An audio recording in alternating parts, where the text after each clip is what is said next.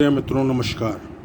हार्दिक अभिनंदन के साथ स्वागत है आपका हमारे चैनल में। दोस्तों, आज हम बात करेंगे छाया ग्रह राहु का 12 भाव में अथवा घरों में जो फल होता है उसके बारे में चर्चा करेंगे और राहु के दुष्प्रभाव से बचने के उपाय की भी चर्चा करेंगे।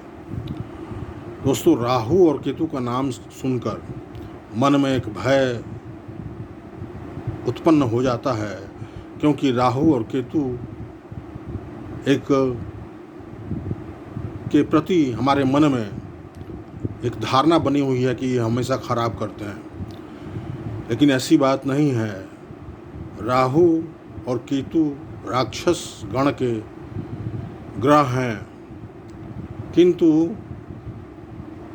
अमृत पान करने के बाद से भगवान विष्णु ने मोहिनी का रूप धारण कर जब राक्षस का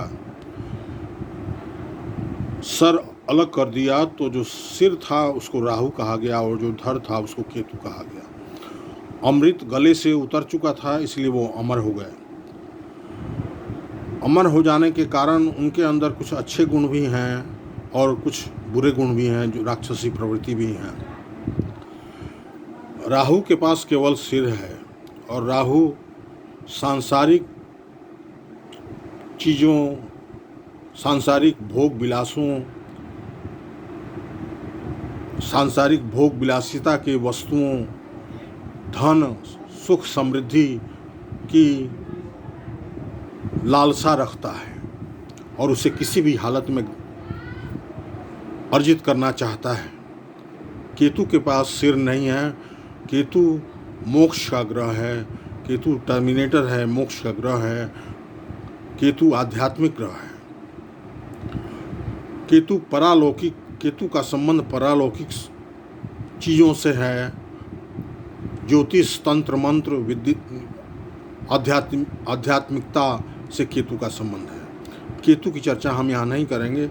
हम यहाँ राहु की चर्चा करेंगे कि कुंडली के 12 भावों में राहु का जो फल होगा, आपकी कुंडली में राहु कहीं ना कहीं स्थित होंगे और केतु भी कहीं ना कहीं, केतु ठीक सामने, उनके ठीक सामने, राहु के ठीक सामने स्थित होते हैं।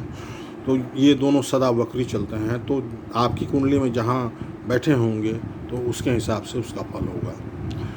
सबसे पहले हम लग्न, ये जो घर है ये लग्न कहलाता है। इसमें गिनती का कोई भी अंक हो सकता है, 1 से 12 तक गिनती का कोई भी अंक हो। राहु यदि इस घर में स्थित है, प्रथम घर अर्थात लग्न में, दूसरा घर, तीसरा घर, चौथा घर, 5वां, छठा, 7वां, 8वां, 9वां, 10वां, 11वां और 12वां। तो राहु जब प्रथम भाव में स्थित हो, प्रथम भाव का संबंध आपके व्यक्तित्व से है, आपके रूप रंग से है, आपके संपूर्ण व्यक्तित्व से है, आपका संपूर्ण शरीर से है। तो राहु सडन रिजल्ट्स देता है, अचानक से रंग से राजा बना देता है। व्यक्तित्व में शानदार निखार आता है, व्यक्तित्व बहुत शानदार होता है, किंतु राहु के कारण व्यक्ति डुअल नेचर का हो सकता है। जो वह दिखता नहीं है वो होता है, और जो वो होता है वो दिखता नहीं, अर्थात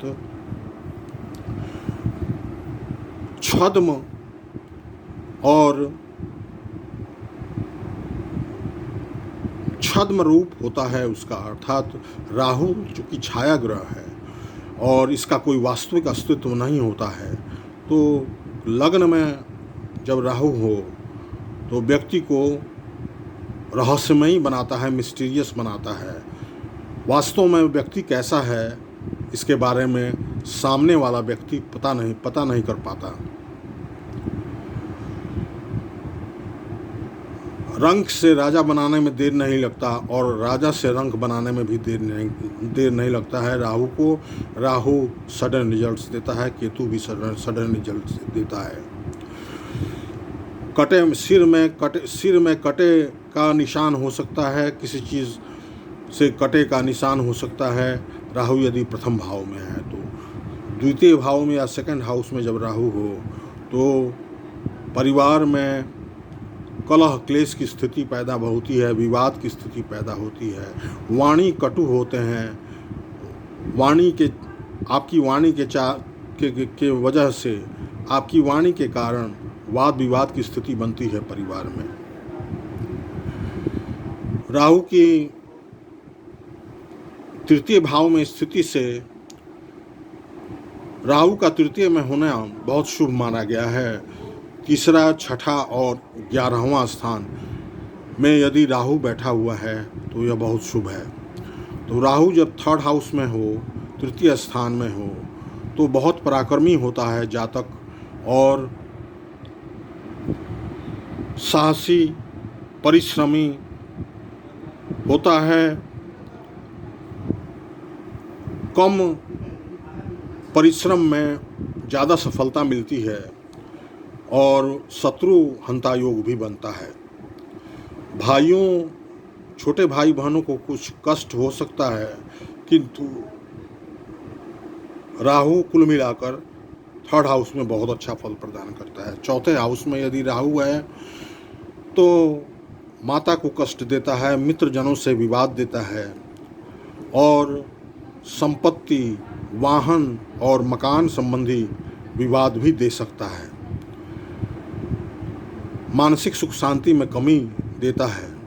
राहु यदि पंचम भाव में है तो विचार उसके ओछे होते हैं और ओछे विचार वाला व्यक्ति होता है, कुसंगति में भी पड़ सकता है राहु के कारण।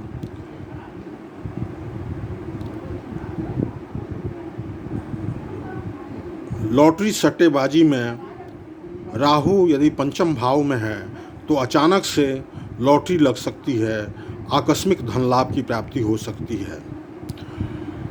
राहु यदि छठे हो तो बहुत शुभ माना गया है। जातक के जीवन में जो भी बाधाएं हैं, जो भी अड़चने हैं, वह स्वतः नष्ट होती चली जाती हैं। राहु उनको नष्ट कर देता है और जातक की सफलता को प्रशस्त करता है, जातक की सफलता को सरल बनाता है, रोग व्याधियों से मुक्ति दिलाता है, कर्जों से मुक्ति दिलाता है और जो लोग नौकरी रोजगार के लिए कोशिश कर रहे हैं तो उनके सफलता के रास्ते को भी सहज बनाता है। राहु जब 7th हाउस में हो तो पत्नी की कुंडली में पति से और पति की कुंडली में पत्नी से वाद विवाद की स्थिति बनती है, खटास की स्थिति रहती है। वैवाहिक जीवन, दाम्पत्य जीवन में गुप्तेंद्रिय अथवा जननेंद्रिय संबंधित कुछ बीमारियां हो सकती हैं, कुछ रोग हो सकते हैं। साथ ही राहु की दृष्टि लग्न पर पड़ती है तो अनावश्यक मानसिक तनाव की स्थिति पैदा होती है और मानसिक क्लेश की स्थिति होती है। राहु अष्टम भाव में हो तो विभिन्न प्रकार की बीमारियों से व्यक्ति ग्रसित होता है और बवासीर, गुप्तांगों से संबंधित बीमारी इत्यादि रोग हो सकते हैं यदि अष्टम भाव में राहु है तो। राहु के अष्टम भाव में होने से आकस्मिक धन लाभ की स्थिति पैदा होती है। कहीं से अचानक धन लाभ हो जाएगा, अपने दूर के किसी पुरखे से अथवा किसी रिश्तेदार से कोई पैतृक संपत्ति की प्राप्ति हो जाती है अचानक से। राहु यदि 9वें भाव में है तो पिता को कष्ट देता है, पिता के लिए कष्टकारी होता है। राहु भाग्य में उतार चढ़ाव की स्थिति पैदा करता है और यदि राहु अशुभ राशि में, शत्रु राशि में है, जैसे कर्क राशि में है या शुक्र की राशि में है, चंद्रमा की राशि में है या सूर्य की राशि में है, तो अनावश्यक विदेश भ्रमण कराता है और खर्चा कराता है। धार्मिकता के प्रति अभिरुचि कम हो जाती है और धार्मिक अभिरुचि के कमी के साथ साथ तंत्र मंत्र में का वो गलत उपयोग करता है, तंत्र मंत्र के तरफ उसका झुकाव हो जाता है। 10th हाउस का राहु बहुत अच्छा भी माना जाता है और बहुत ख़राब भी माना जाता है।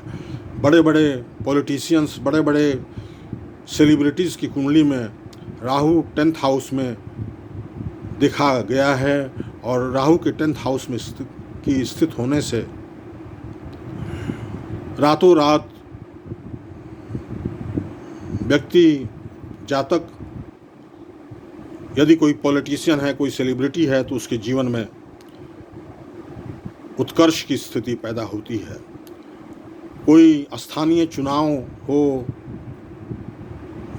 वार्ड परिषद की अथवा नगर पालिका की अथवा वार्ड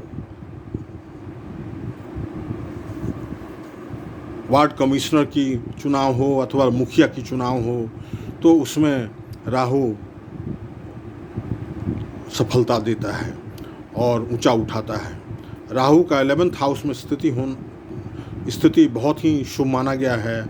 अनेक स्रोतों से आय बनते हैं और अचानक से धन लाभ की प्राप्ति होती है। बड़े भाई बहनों को हालांकि कष्ट पहुंचता है, लेकिन लाभ अच्छी होती है, धन लाभ की प्राप्ति होती है और विभिन्न स्रोतों से आय का साधन बनता है। राहु का 12वां जाना शुभ नहीं माना गया है। राहु के 12वें जाने से खर्च की स्थिति लगी रहती है और शयन सुख में कमी आती है। अनावश्यक लंबी दूरी की यात्राएं करनी पड़ सकती हैं। स्थानांतरण का योग भी बनता है नौकरी रोजगार में। इस तरह से राहु का हम देखें तो 3rd हाउस, 6th हाउस और 11th हाउस में बहुत अच्छा योग माना गया है। शेष 2nd हाउस में,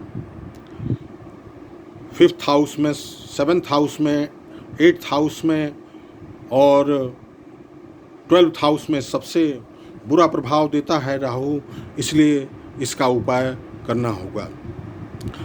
तो जिन जातक की कुंडली में राहु दूसरे भाव में हो, पंचम भाव में हो, सप्तम भाव में हो, अष्टम भाव में हो या 12वें भाव में हो, तो वो राहु का उपाय अवश्य करें।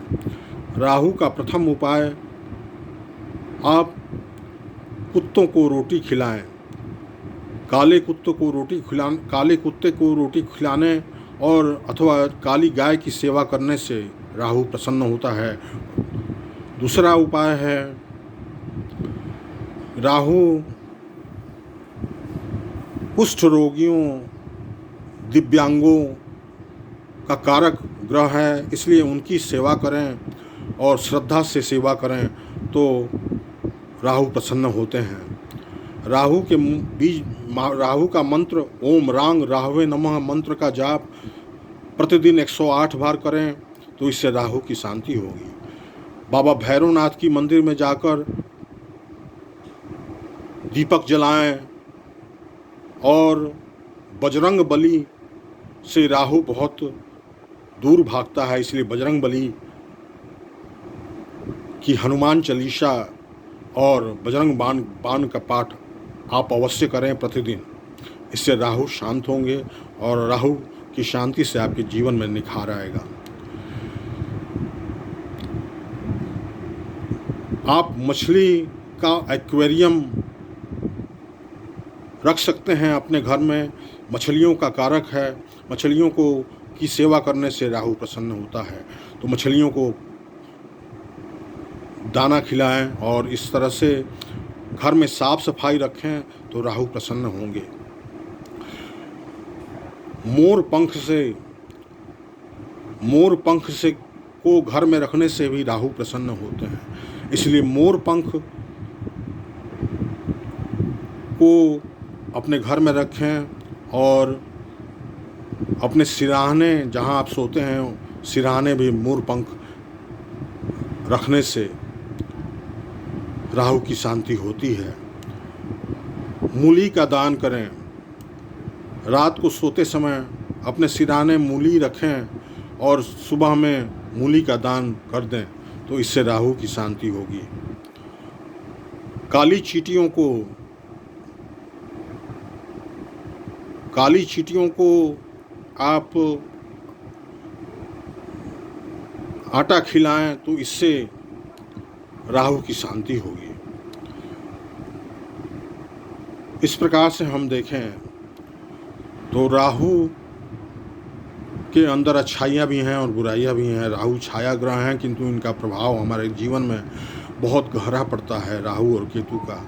इस वीडियो में राहु के बारे में हम लोगों ने चर्चा किया। हम लोग जाने राहु के 12 भावों में फल और उसके उपाय के बारे में। तो उपाय आप बताए गए उपाय आप करें, और साथ ही ओम रांग राहवे नमः मंत्र का जाप प्रतिदिन करें तो कल्याण होगा। बहुत बहुत धन्यवाद। नमस्कार।